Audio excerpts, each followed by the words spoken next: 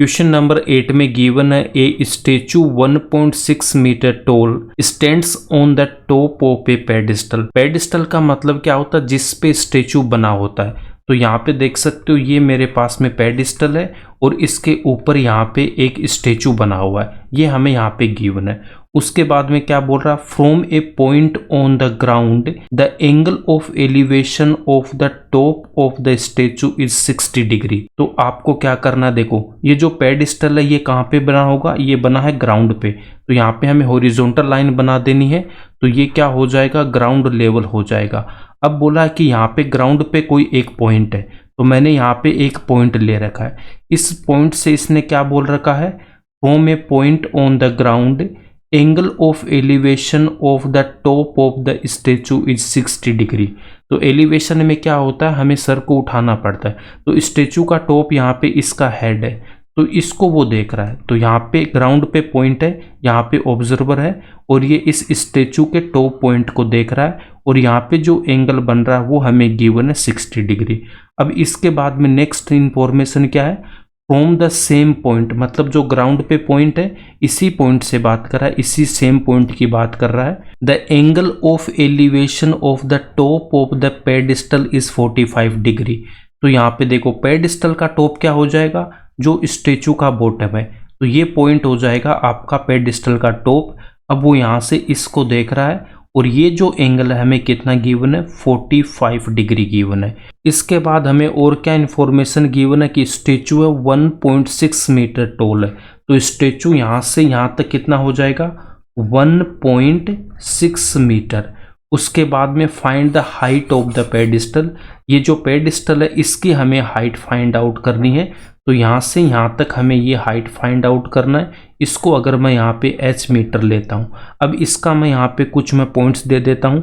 यहाँ पे देखो ये स्टेचू है, इसको A पॉइंट, यहाँ पे जो पेडिस्टल का जो आपका टॉप है वो B, और पेडिस्टल जहाँ ग्राउंड पे टच कर रहा है उसको हम C पॉइंट बोलेंगे, और ग्राउंड पे एक पॉइंट हमने D ले रखा है। जब इसका हम डायग्राम बनाएंगे तो पेडिस्टल को भी हमें क्या बनाना है, ऐसे वर्टिकल लाइन बना देनी है, और स्टेचू को भी ऐसे हमें वर्टिकल लाइन बना देनी है। तो हमारा ऐसे ये डायग्राम बनेगा। तो यहाँ पे डायग्राम क्या बन जाएगा कि यहाँ पे ग्राउंड लेवल है, ग्राउंड लेवल के ऊपर हमने यहाँ पे पेडिस्टल बना रखा है। अब इस पेडिस्टल के ऊपर एक हमने यहाँ पे स्टेचू बना दिया है, और ये जो स्टेचू का पॉइंट है A, यहाँ पे B, यहाँ पे मैंने C ले रखा है। अब स्टेचू की हाइट हमें 1.6 मीटर गिवन है, पेडिस्टल की हाइट हमें फाइंड आउट करना है। तो इसको मैं यहाँ पे क्या ले लेता हूँ, पेडिस्टल की जो हाइट है इसको मैं यहाँ पे h लेता हूँ। तो पेडिस्टल की हाइट क्या हो जाएगी, पेडिस्टल की हाइट को मैंने यहाँ पे h मीटर ले रखा है। इसके बाद में क्या बोल रखा है, ग्राउंड पे एक पॉइंट है, इस पॉइंट को मैंने D ले रखा है। D से अगर ये A पॉइंट को देखता है स्टेचू के टॉप को, तो 60 डिग्री का एंगल बना रखा है। उसके बाद में इसी D पॉइंट से अगर वो यहाँ पे देख रहा है B पॉइंट को, तो B पॉइंट क्या हो जाएगा, पेडिस्टल का टॉप पॉइंट, और ये एंगल गिवन है 45 डिग्री का। इतनी इन्फॉर्मेशन हमारे पास में है। अब इस क्वेश्चन को हमें कैसे सोल्व करना है, यहाँ पे देखो हमें h फाइंड आउट करना है, हमें ये h फाइंड आउट करना है।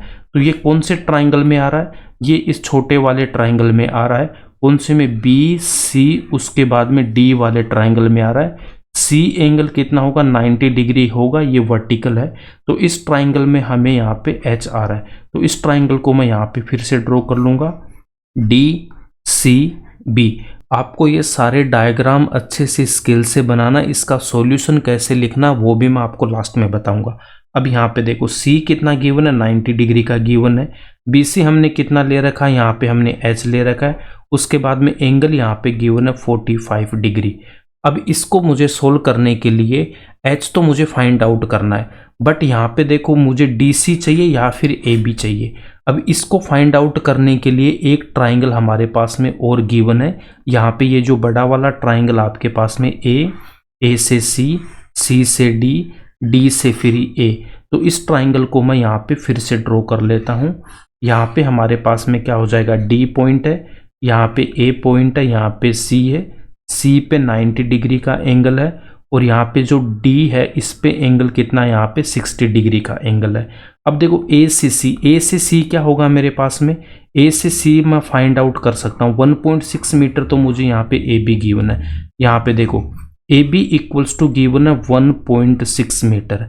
अब इस ए बी में अगर मैं ऐड कर देता हूँ ये बी सी, देखो ए बी प्लस का बी सी कितना हो जाएगा, टोटल यहाँ से लेके ए सी हो जाएगा। तो आप यहाँ पे क्या लिख सकते हो, देखो ए बी प्लस का बी सी इक्वल में होगा ए सी। अब ए बी की वैल्यू पुट करूंगा 1.6 प्लस बी सी हमने क्या ले रखा है, एच इक्वल्स टू ए सी। तो ए सी कितना आ जाएगा, ए सी मैं लिख सकता हूँ एच प्लस 1.6 मीटर। आप यहाँ पे देख सकते हो पेडिस्टल की जो हाइट है उसको हमने एच ले रखा है, और ये जो आपका स्टेचू है इसकी हाइट है 1.6 मीटर। तो इन दोनों को जब मैं मिलाऊंगा तो कितनी हाइट आएगी, h प्लस का 1.6 मीटर। तो AC मेरे पास में कितना आ जाएगा, h प्लस 1.6 मीटर। अब हमें क्या करना है, इन दोनों डायग्राम में जो कॉमन है उसको फाइंड आउट करना। देखो यहाँ पे क्या आ रहा है मेरे पास में, DC आ रहा है और यहाँ पे भी DC आ रहा है। तो मैं इस ट्राइंगल से मैं क्या फाइंड आउट कर सकता हूँ, यहाँ से मैं DC फाइंड आउट करूँगा और उसको मैं इसमें पुट करूँगा तो आंसर आ जाएगा। यहाँ पे देखो कैसे सोल्व करना है, पहले हम यहाँ पे क्या करेंगे, इस ट्राइंगल को सोल्व कर लेते हैं। 90 डिग्री के सामने क्या होता है, हाइपोटेनियस, या फिर इसको हम क्या बोलेंगे, करंट बोलते हैं। 45 के सामने क्या होता है, परपेंडिकुलर या फिर लंब। 45 डिग्री 90 डिग्री जिस पे होगा उसको हम बेस या फिर आधार बोलेंगे, उसको मैं यहाँ पे बी से रिप्रेजेंट कर रहा हूँ। अब यहाँ पे आपको क्या बता रखा, पंडित बद्री प्रसाद हर हर बोले सोना चांदी तोले, मतलब sine cos tan theta. BC हमें फाइंड आउट करना है, ये किसके इक्वल है, परपेंडिकुलर के। तो perpendicular equals to BC equals to हमने ले रखा है h मीटर। उसके बाद में हमें यहाँ पे देखो CD फाइंड आउट करेंगे, तो CD क्या हो जाएगा, यहाँ पे बेस हो जाएगा। एंगल यहाँ पे कितना गिवन है, मुझे 45 डिग्री का गिवन है। अब आपको यहाँ पे देखना है परपेंडिकुलर एंड बेस को हमें यूज करना है। तो फर्स्ट वाले दो में साइन एंड कोस में आप देख सकते हो डिनोमिनेटर में हाइपोटेनियस आ रहा है, तो इन दोनों का हम यहाँ पे यूज नहीं करेंगे। यहाँ पे हमें टेन थीटा का यूज करना पड़ेगा। तो टेन थीटा क्या होता है, परपेंडिकुलर अपॉन बेस। तो यहाँ पे मैं क्या लिख दूंगा, tan theta equals to perpendicular upon base, then theta की वैल्यू पुट कर दूंगा यहाँ पे 45 डिग्री।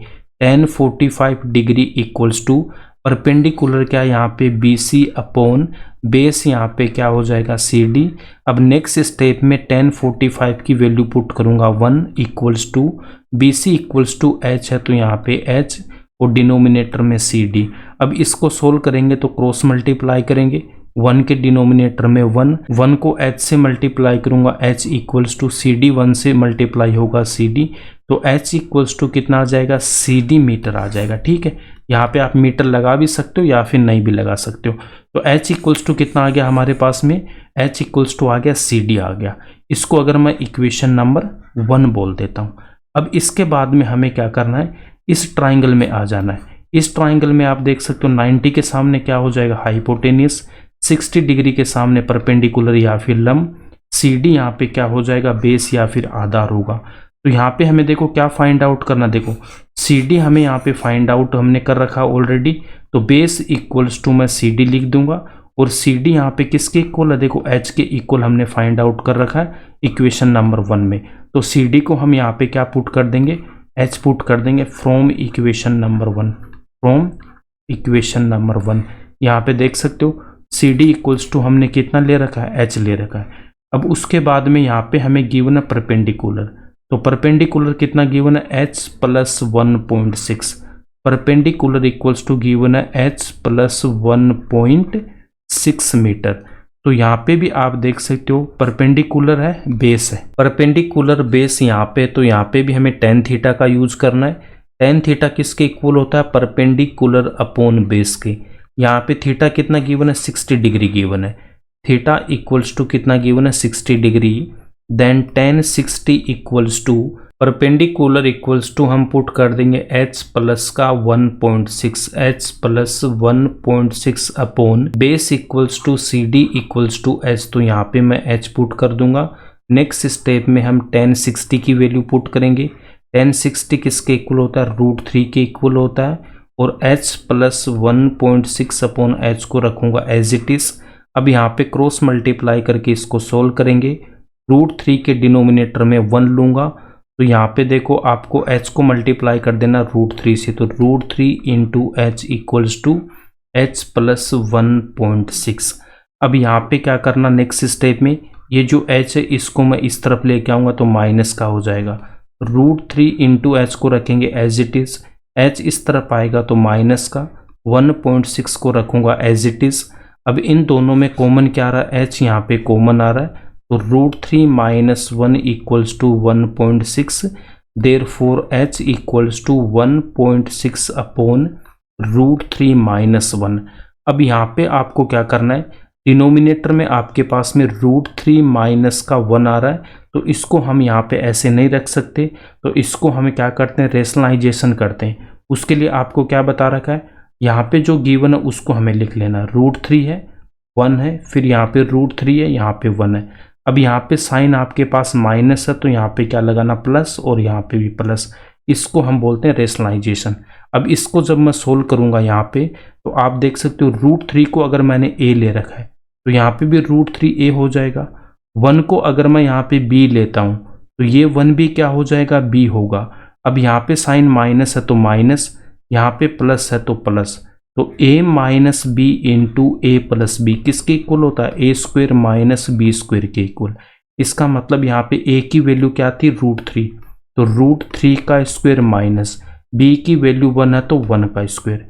तो नेक्स्ट स्टेप में मैं यहाँ पे क्या लिखूंगा, h equals to 1.6 into √3 plus 1 को रखेंगे as it is, √3 plus 1 upon denominator में कितना आ जाएगा, √3 का स्क्वायर माइनस 1 का square. h equals to 1.6 into √3 plus 1 upon √3 का स्क्वायर कितना होता है, 3, माइनस 1 का स्क्वायर कितना होता है, 1। ये मैंने आपको ऑलरेडी बता रखा है कि √x इंटू √x किसके इक्वल होता है, x के इक्वल होता है। तो √3 के स्क्वायर को क्या लिख सकता हूँ, √3 इंटू √3, तो x की जगह यहाँ पे 3 है, तो ये किसके इक्वल हो जाएगा, 3 के इक्वल होगा। अब यहाँ पे इसको हम सोल्व कर लेंगे, तो डिनोमिनेटर में 2 आएगा, न्यूमरेटर को हम रखेंगे यहाँ पे एज इट इज़। अब इसके बाद में 2 से मैं इसको कैंसिल करूँगा, देखो 1.6 को मैं यहाँ पे क्या लिख दूंगा, 16, इसको हमें 2 से डिवाइड करना तो कितना आएगा, 8।